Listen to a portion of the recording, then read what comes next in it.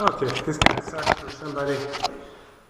For me, it's not so bad, but for somebody who can't reach it from that kind of sucks. So what I got is a longer light one, and I've showed that before, so it's not quite what I'm wanting to show. But the problem that we have is once you use this longer light one, it's hang down and hit the door. So let me show you real quick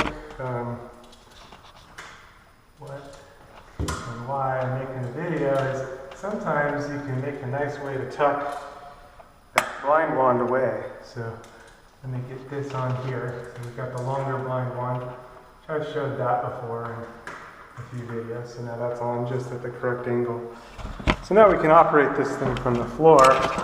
And yeah, you could trim it to just above the door, but it's still a little uncomfortable for some people to reach.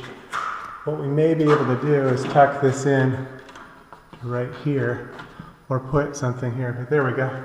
Now it's tucked in, and it's a nice easy way to do it, to be able to just tuck it in there. There we go. Works out good, looks nice and easy to operate, and just tuck it back in when you're done using that vertical blind wand. But now everything can be operated from the ground. Just much more convenient.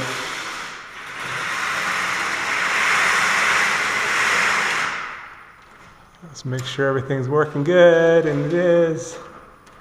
And then we can retuck it back out of the way. And that's that. Nice, easy deal. If that didn't work, you could put a screw or something nicer as an anchor. But this one is nice and easy. Done deal.